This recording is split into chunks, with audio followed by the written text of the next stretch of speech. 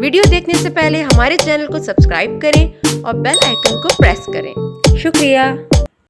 سلطان صلاح الدین ایوبی، قسط نمبر 6۔ یہ بات ناجی کے خفیہ حرم میں بھی پہنچ گئی کہ زکوئی کو امیر مصر نے رات بھر کا شرف بازیابی بخشا ہے۔ زکوئی کے خلاف حسد کی آگ پہلے ہی پھیلی ہوئی تھی۔ اسے آئے ابھی تھوڑا عرصہ ہی گزرا تھا، لیکن ناجی پہلے ہی دن سے اسے اپنے ساتھ رکھنے لگا تھا۔ اسے ذرا سی دیر کے لیے بھی اس نے اپنے اس حرم میں جانے نہیں دیا تھا جہاں اس کی دل پسند ناچنے والی جوان لڑکیاں رہتی تھیں۔ زکوئی کو اس نے الگ کمرہ دیا تھا۔ انہیں یہ تو معلوم نہ تھا کہ ناجی اسے صلاح الدین ایوبی کو موم کرنے کی ٹریننگ دے رہا ہے۔ یہ رقاصائیں یہ دیکھ کر چل بن گئی تھی کہ اس نے ناجی پر قبضہ کر لیا ہے اور ناجی کے دل میں ان کے خلاف نفرت پیدا کر دی ہے۔ حرم کی دونوں لڑکیاں زکوئی کو ٹھکانے لگانے کا سوچتی رہتی تھیں۔ اب انہوں نے دیکھا کہ زکوئی کو امیر مصر نے بھی اتنا پسند کیا ہے کہ رات بھر اپنے خیمے میں رکھا ہے، تو وہ پاگل سی ہو گئیں۔ اسے ٹھکانے لگانے کا واحد طریقہ قتل تھا۔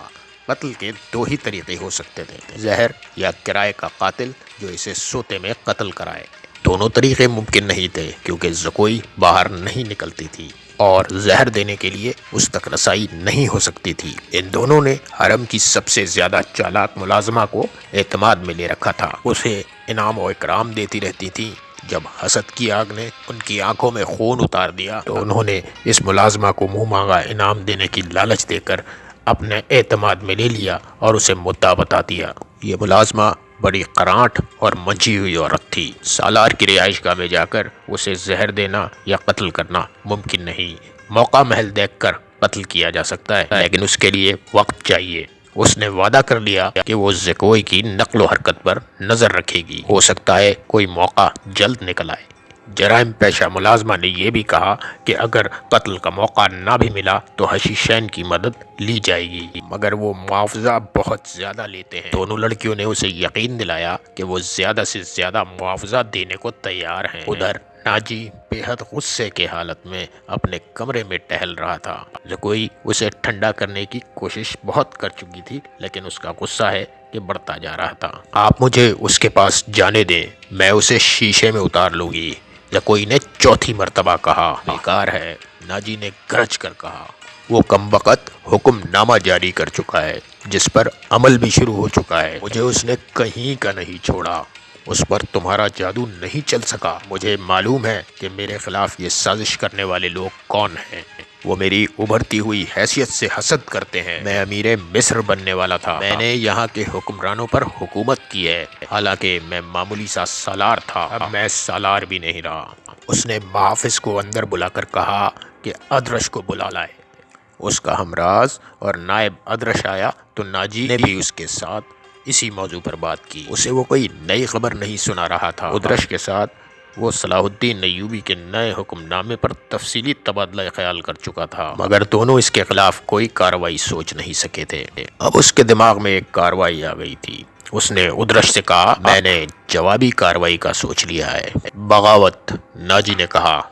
ادرش چپ چاپ اسے دیکھتا رہا۔ ناجی نے کہا، تم حیران ہو گئے ہو؟ کیا تمہیں شک ہے کہ یہ 50,000 سوڈانی فوج ہماری وفادار نہیں؟ کیا یہ صلاح الدین ایوبی کی نسبت مجھے اور تمہیں اپنا بیقا نہیں سمجھتی؟ کیا تم اپنی فوج کو یہ کہہ کر بغاوت پر آمادہ نہیں کر سکتے؟ تمہیں مصریوں کا غلام بنایا جا رہا ہے اور مصر تمہارا ہے۔ ادرش نے گہری سانس لے کر کہا، میں نے اس اقدام پر غور نہیں کیا تھا۔ بغاوت کا انتظام ایک اشارے پر ہو سکتا ہے، لیکن مصر کی نئی فوج بغاوت کو دبا سکتی ہے اور اس فوج کو کمک بھی مل سکتی ہے۔ حکومت سے ٹکر لینے سے پہلے ہمیں ہر پہلو پر غور کر لینا چاہیے۔ میں غور کر چکا ہوں، ناجی نے جواب دیا۔ میں عیسائی بادشاہوں کو مدد کے لیے بلا رہا ہوں۔ تم 2 پیمبر تیار کرو، انہیں بہت دور جانا ہے، اور میری باتیں غور سے سن لو۔ زکوئی، تم اپنے کمرے میں چلی جاؤ۔ زکوئی اپنے کمرے میں چلی گئی اور وہ دونوں ساری رات اپنے کمرے میں بیٹھے رہے۔ صلاح الدین ایوبی نے دونوں فوجوں کو مدغم کرنے کا وقت 7 روز مقرر کیا تھا۔ کاغذی کارروائی ہوتی رہی۔ ناجی پوری طرح تعاون کرتا رہا۔ 4 روز گزر چکے تھے۔ اس دوران ناجی ایک بار پھر صلاح الدین ایوبی سے ملا، لیکن اس نے کوئی شکایت نہ کی۔ اس نے تفصیلی رپورٹ صلاح الدین ایوبی کو دے کر مطمئن کر دیا کہ 7ویں روز دونوں فوجیں مدغم ہو جائیں گی۔ صلاح الدین ایوبی کے نائبین نے بھی یقین دلایا کہ ناجی دیانتداری سے تعاون کر رہا ہے، مگر علی بن سفیان کی رپورٹ کسی حد تک پریشان کن تھی۔ اس کی انٹیلیجنس فورس نے رپورٹ دی تھی کہ سوڈانی سپاہیوں میں بے دلی اور ابتری سی پائی جاتی ہے۔ مصری فوج میں مدغم ہونے پر خوش نہیں۔ سوڈانی فوج میں یہ افواہیں پھیلائی جا رہی تھیں کہ مصری فوج میں مدغم ہو کر ان کی حیثیت غلاموں جیسی ہو جائے گی، انہیں مال غنیمت بھی نہیں ملے گا اور بار برداری کا کام لیا جائے گا، اور سب سے بڑی بات یہ کہ انہیں شراب نوشی کی اجازت نہیں ہوگی۔ علی بن سفیان نے یہ رپورٹیں صلاح الدین ایوبی تک پہنچا دیں۔ صلاح الدین ایوبی نے علی بن سفیان سے کہا کہ یہ لوگ کئی عرصے سے عیش کر رہے ہیں، انہیں یقیناً یہ نئی تبدیلی پسند نہیں آئے گی، لیکن مجھے امید ہے کہ وہ نئے حالات اور ماحول کے عادی ہو جائیں گے۔ اس لڑکی سے ملاقات ہوئی یا نہیں؟ صلاح الدین ایوبی نے پوچھا۔ نہیں، علی نے جواب دیا، اس سے ملاقات ممکن نظر نہیں آتی، میرے آدمی ناکام ہو چکے ہیں، ناجی نے اسے قید کر رکھا ہے۔ اس سے اگلی رات کا واقعہ ہے کہ رات ابھی تاریک ہوئی تھی، زکوئی اپنے کمرے میں تھی، ناجی ادرش کے ساتھ اپنے کمرے میں تھا۔ ناجی کو گھوڑوں کے قدموں کی آوازیں سنائی دی، اس نے پردہ ہٹا کر دیکھا تو باہر چراغوں کی روشنی میں اسے دو گھوڑ سوار گھوڑے سے اترتے دکھائی دیے۔ لباس سے وہ تاجر معلوم ہوتے تھے، لیکن وہ گھوڑوں سے اتر کر ناجی کے کمرے کی طرف چلے تو ان کی چال بتاتی تھی کہ یہ تاجر نہیں۔ اتنے میں ادرش باہر نکلا، دونوں سوار اسے دیکھ کر رک گئے۔ ادرش کو سپاہیوں کے انداز سے سلام کیا۔ ادرش نے ان کے گرد گھوم کر ان کے لباس کا جائزہ لیا، پھر ادرش نے ان سے کہا کہ ہتھیار دکھاؤ۔ دونوں نے پھرتی سے چگے کھولے اور ہتھیار دکھائے، ان کے پاس چھوٹی تلواریں اور ایک خنجر تھا۔ ادرش انہیں اندر لے گیا، دربان ایک طرف کھڑا تھا۔ زکوئی گہری سوچ میں کھو گئی، وہ اپنے کمرے سے نکلی اور ناجی کے کمرے کا رخ کیا، مگر دربان نے اسے دروازے پر روک لیا اور کہا کہ اسے حکم ملا ہے کہ کسی کو اندر نہ جانے دو۔ زکوئی کو وہاں ایسی حیثیت حاصل ہو گئی کہ وہ کمانڈروں پہ بھی حکم چلانے لگی تھی۔ دربان کے روکنے سے وہ سمجھ گئی کہ کوئی خاص بات ہے۔ اسے یاد آیا کہ 2 راتوں پہلے ناجی نے اس کی موجودگی میں ادرش سے کہا تھا کہ میں عیسائی بادشاہوں کو مدد کے لیے بلا رہا ہوں، تم 2 پیمبر تیار کرو، انہیں بہت دور جانا ہے، اور پھر زکوئی کو اپنے کمرے میں چلے جانے کو کہا تھا، اور اس نے بغاوت کی باتیں بھی کی تھیں۔ یہ سب کچھ سوچ کر زکوئی اپنے کمرے میں واپس چلی گئی۔ اس کے اور ناجی کے کمرے کے درمیان ایک دروازہ تھا جو دوسری طرف سے بند تھا۔ اس نے دروازے کے ساتھ کان لگا دیے، ادھر کی آوازیں دھیمی تھیں۔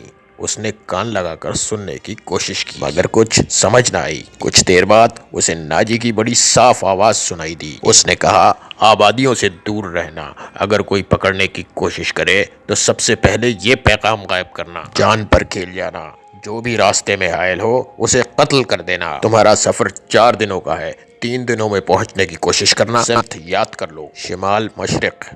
دونوں آدمی باہر نکلے، زکوئی بھی باہر آ گئی۔ اس نے دیکھا کہ وہ دونوں آدمی گھوڑوں پر سوار ہو رہے تھے، ناجی اور ادرش بھی باہر کھڑے تھے۔ سوار بہت تیزی سے روانہ ہو گئے۔ ناجی نے زکوئی کو دیکھا تو اسے بلا کر کہا، میں باہر جا رہا ہوں، کام بہت ہے، تم آرام کرو، اگر اکیلے دل نہ لگے تو حرم میں گھوم پھر آنا۔ ہاں، زکوئی نے کہا، جب سے آئی ہوں باہر نہیں نکلی۔ ناجی اور ادرش چلے گئے۔ زکوئی نے چوغا پہنا، کمر میں خنجر اڑسا اور حرم کی طرف چل پڑی۔ وہ جگہ چند 100 گز دور تھی۔ وہ ناجی پر یہ ظاہر کرنا چاہتی تھی کہ وہ حرم میں گئی تھی۔ دربان کو بھی اس نے یہی بتایا تھا۔ زکوئی حرم میں داخل ہوئی تو وہاں کی رہنے والیوں نے اسے حیران ہو کر دیکھا۔ وہ پہلی دفعہ وہاں گئی تھی، سب نے اس کا استقبال احترام اور پیار سے کیا۔ ان 2 لڑکیوں نے بھی اسے خوش آمدید کہا جو اسے قتل کرانا چاہتی تھی۔ زکوئی سب سے ملی، ہر ایک کے ساتھ باتیں کی اور چل پڑی۔ وہ کرانٹ ملازمہ بھی وہیں تھی جسے اس کے قتل کے لیے کہا گیا تھا۔ اس نے زکوئی کو بڑے غور سے دیکھا۔ زکوئی باہر نکل گئی۔ حرم والے مکان اور ناجی کی رہائش گاہ درمیانی علاقہ اونچا نیچا تھا۔ زکوئی حرم سے نکلی تو ناجی کی رہائش گاہ کی طرف جانے کی بجائے بہت تیز دوسری سمت چل پڑی۔ ادھر ایک پگڈنڈی بھی تھی، لیکن زکوئی اس سے ذرا دور ہٹ کر جا رہی تھی۔ اس سے 15-20 قدم پیچھے ایک سیاہ سایہ چلا جا رہا تھا۔ وہ کوئی انسان ہی ہو سکتا تھا، مگر ایک لبادے میں ہونے کی وجہ سے کوئی بھوت لگتا تھا۔ زکوئی کی رفتار تیز ہوئی تو اس بھوت نے اپنی رفتار بھی تیز کر دی۔ آگے گھنی جھاڑیاں تھیں، زکوئی ان میں روپوش ہو گئی۔ سیاہ بھوت بھی جھاڑیوں میں غائب ہو گیا۔ وہاں سے 250-300 گز کے فاصلے پر صلاح الدین ایوبی کی رہائش گاہ تھی۔ اس کے ارد گرد فوج کے اعلیٰ رتبے کے افراد رہتے تھے۔ زکوئی کا رخ اسی طرف تھا۔ وہ گھنی جھاڑیوں میں سے نکلی ہی تھی کہ بائیں طرف سے سیاہ بھوت اٹھا۔ چاندنی بڑی صاف تھی، پھر بھی اس کا چہرہ نظر نہیں آتا تھا۔ اس کے پاؤں کی آہٹ بھی نہیں تھی۔ بھوت کا ہاتھ اوپر اٹھا، چاندنی میں خنجر چمکا اور بجلی سے خنجر زکوئی کے بائیں کندھے کے درمیان اتر گیا۔ زکوئی کی چیخ نہیں نکلی، خنجر اس کے کندھے سے نکل گیا۔ زکوئی نے اتنا گہرا زخم کھا کر بھی نہایت تیزی سے اپنے کمر بند سے خنجر نکالا۔ بھوت نے اس پر دوسرا وار کیا تو زکوئی نے اس کے خنجر والے بازو کو اپنے بازو سے روک کر اپنا خنجر بھوت کے سینے میں گھونپ دیا۔ اسے چیخ سنائی دی جو کسی عورت کی تھی۔ زکوئی نے اپنا خنجر کھینچ کر دوسرا وار کیا جو بھوت کے پیٹ میں اتر گیا۔ اس کے ساتھ ہی اس کے اپنے پہلو میں خنجر لگا، لیکن زیادہ گہرا زخم نہیں آیا۔ بھوت چکرا کر گرا۔ زکوئی نے یہ نہیں دیکھا کہ اس پر حملہ کرنے والا کون تھا۔ وہ دوڑ پڑی۔ اس کے جسم سے خون بڑی تیزی سے بہہ رہا تھا۔ صلاح الدین ایوبی کا مکان اسے چاندنی میں نظر آنے لگا۔ آدھا فاصلہ طے کر کر اسے چکر آنے لگے۔ اس کی رفتار سست ہونے لگی اور اس نے چلانا شروع کر دیا، علی ایوبی، علی ایوبی۔ اس کے کپڑے لال سرخ ہو گئے تھے اور وہ بڑی مشکل سے قدم گھسیٹ رہی تھی۔ اس کی منزل تھوڑی ہی دور رہ گئی تھی، جہاں تک پہنچنا ممکن نظر نہیں آتا تھا۔ وہ مسلسل صلاح الدین ایوبی اور علی بن سفیان کو پکارے جا رہی تھی۔ قریب کہیں ایک گشتی سنتری پھر رہا تھا۔ اسے اس کی آوازیں سنائی دیں تو وہ دوڑ کر پہنچا۔ زکوئی اس پر گر پڑی اور کہا، مجھے امیر مصر تک پہنچا دو، بہت جلدی، بہت جلدی۔ سنتری نے اس کا خون دیکھا تو اسے پیٹھ پر لاد کر دوڑ پڑا۔ صلاح الدین ایوبی اپنے کمرے میں بیٹھا علی بن سفیان سے رپورٹ لے رہا تھا۔ اس کے 2 نائب بھی موجود تھے۔ یہ رپورٹیں کچھ اچھی نہیں تھی۔ علی بن سفیان نے بغاوت کے خدشے کا اظہار کیا تھا جس پر غور ہو رہا تھا۔ دربان گھبراہٹ کی حالت میں اندر آیا اور اس نے بتایا کہ ایک سپاہی زخمی لڑکی کو لے کر آیا ہے اور کہتا ہے کہ یہ لڑکی امیر مصر سے ملنا چاہتی ہے۔ یہ سنتے ہی علی بن سفیان کمان سے نکلے تیر کی طرح کمرے سے نکل گیا۔ اس کے پیچھے صلاح الدین ایوبی بھی دوڑ پڑے۔ اتنے میں لڑکی کو اندر لے آئے۔ صلاح الدین ایوبی نے کہا، طبیب کو بلاؤ۔ لڑکی کو صلاح الدین ایوبی نے اپنے پلنگ پر لٹا دیا۔ ذرا سی دیر میں پلنگ پوش لال ہو گیا۔ لڑکی نے کہا، کسی کو نہ بلاؤ، میں اپنا فرض ادا کر چکی ہوں۔ تمہیں زخمی کس نے کیا ہے زکوئی؟ علی بن سفیان نے پوچھا۔ پہلے ضروری باتیں سن لو، زکوئی نے کہا۔ شمال مشرق کی طرف 2 سوار دوڑا دو۔ 2 سوار جاتے نظر آئیں گے۔ دونوں کے چوغے بادامی رنگ کے ہیں۔ ایک کا گھوڑا بادامی اور دوسرے کا سیاہ ہے۔ وہ تاجر لگتے ہیں۔ ان کے پاس سالار ناجی کا تحریری پیغام ہے جو عیسائی بادشاہ فرینک کو بھیجا گیا ہے۔ ناجی کی یہ سوڈانی فوج بغاوت کرے گی۔ مجھے اور کچھ بھی معلوم نہیں۔ تمہاری سلطنت سخت خطرے میں ہے۔ ان 2 سواروں کو راستے میں پکڑ لو، تفصیل ان کے پاس ہے۔ بولتے بولتے زکوئی کو غشی آنے لگی۔ 2 طبیب آ گئے۔ انہوں نے زکوئی کا خون بند کرنے کی کوشش کی۔ اس کے منہ میں دوائیاں ڈالیں جن کے اثر سے وہ بولنے کے قابل ہو گئی۔ وہ ضروری پیغام دے چکی تھی۔ اس کے بعد اس نے دوسری ساری باتیں سنائی، مثلا ناجی نے ادرش کے ساتھ کیا باتیں کی تھی، اسے کس طرح اپنے کمرے میں بھیج دیا گیا تھا، ناجی کا غصہ، بھاگ دوڑ، دونوں سواروں کا آنا وغیرہ وغیرہ۔ پھر اس نے بتایا کہ اسے کچھ علم نہیں کہ اس پر حملہ کرنے والا کون تھا۔ وہ موقع موضوع دیکھ کر ادھر ہی رپورٹ دینے کے لیے آ رہی تھی کہ پیچھے سے کسی نے اسے خنجر گھونپ دیا۔ اس نے اپنا خنجر نکال کر حملہ آور پر حملہ کیا۔ حملہ آور کی چیخ بتاتی تھی کہ وہ کوئی عورت ہے۔ اس نے حملے کی جگہ بتائی۔ اسی وقت اسی جگہ آدمی دوڑا دیے گئے۔ زکوئی نے کہا تھا کہ وہ زندہ نہیں ہو سکتی۔ اس کا خنجر اس کے سینے اور اس کے پیٹ میں لگا تھا۔ خون رک نہیں رہا تھا، زیادہ تر خون تو پہلے ہی بہہ گیا تھا۔ زکوئی نے صلاح الدین ایوبی کا ہاتھ پکڑا اور چوم کر کہا، اللہ آپ کو اور آپ کی سلطنت کو سلامت رکھے۔ آپ شکست نہیں کھا سکتے۔ مجھ سے زیادہ کوئی نہیں بتا سکتا کہ صلاح الدین ایوبی کا ایمان کتنا پختہ ہے۔ پھر اس نے علی بن سفیان سے کہا، میں نے کوتاہی تو نہیں کی۔ آپ نے جو فرض مجھ پر سونپا تھا وہ میں نے پورا کر دیا ہے۔ تم نے اس سے زیادہ پورا کیا ہے۔ میرے تو وہم و گمان میں بھی نہ تھا کہ ناجی اس حد تک خطرناک کارروائی کرے گا اور تمہیں جان کی قربانی دینی پڑے گی۔ میں نے تو تمہیں صرف مخبری کے لیے وہاں بھیجا تھا۔ کاش میں مسلمان ہوتی، زکوئی نے کہا۔ اس کے آنسو نکل آئے۔ اس نے کہا میرے اس کام کا جو بھی معاوضہ دینا ہے وہ میرے اندھے باپ اور میری بیمار ماں کو دے دینا۔ ان کی معذوریوں نے مجھے 12 سال کی عمر میں رقاصہ بنا دیا تھا۔ زکوئی کا سر ایک طرف ڈھلک گیا، آنکھیں کھلی رہیں اور ہونٹ اسی طرح نیم ہوا جیسے مسکرا رہی ہو۔ طبیب نے نبض پر ہاتھ رکھا اور صلاح الدین ایوبی کی طرف دیکھ کر سر ہلایا۔ زکوئی کی روح اس کے زخمی جسم سے آزاد ہو گئی تھی۔ صلاح الدین ایوبی نے کہا یہ کسی بھی مذہب کی تھی، اسے پورے اعزاز کے ساتھ دفن کیا جائے۔ اس نے اسلام کے لیے جان قربان کی ہے، یہ ہمیں دھوکہ بھی دے سکتی تھی۔ دربان نے بتایا کہ باہر ایک عورت کی لاش آئی ہے۔ وہ ایک ادھیڑ عمر کی عورت تھی۔ جائے وقوع سے 2 خنجر ملے تھے اور اس عورت کو کوئی پہچانتا نہیں تھا۔ یہ ناجی کے حرم کی عورت تھی جس نے انعام کے لالچ میں آ کر زکوئی پر حملہ کیا تھا۔ رات کو ہی زکوئی کی لاش فوجی اعزاز کے ساتھ دفن کر دی گئی اور رات کو ہی ملازمہ کو بھی گڑھا کھود کر دفن کر دیا گیا۔ دونوں کو نہایت خفیہ طریقے سے دفنایا گیا۔ انہیں جب دفنایا جا رہا تھا تو صلاح الدین ایوبی نے 8 گھوڑے منگوائے اور 8 بہترین سوار منتخب کیے اور انہیں علی بن سفیان کی کمان میں ناجی کے ان 2 آدمیوں کے پیچھے دوڑا دیا جو ناجی کا پیغام لے کر جا رہے تھے۔ زکوئی کون تھی؟ وہ مراکش کی ایک رقاصہ تھی۔ یہ کسی کو بھی نہیں معلوم کہ اس کا مذہب کیا تھا۔ وہ مسلمان نہیں تھی، عیسائی بھی نہیں تھی۔ جیسا کہ کہا جا چکا ہے کہ علی بن سفیان جو صلاح الدین ایوبی کے انٹیلیجنس کا سب سے بہترین سراغ رساں تھا، فوج کا سربراہ تھا، اسے دوسروں کے راز معلوم کرنے کے لیے کئی ڈھنگ اختیار کرنا پڑتے تھے۔ صلاح الدین ایوبی اسے اپنے ساتھ مصر لایا تھا۔ یہاں آ کر معلوم ہوا کہ سوڈانی فوج کا سالار ناجی سازشی اور شیطان ہے۔ اس کے اندرون خانہ حالات معلوم کرنے کے لیے علی بن سفیان نے جاسوسوں کا جال بچھا دیا تھا۔ علی بن سفیان کو اپنے جاسوسوں سے یہ بات معلوم ہو گئی تھی کہ ناجی حشیشین کی طرح لوگوں کو حشیش سے یا لڑکیوں سے اپنا گرویدہ بناتا ہے یا انہیں مروا دیتا ہے۔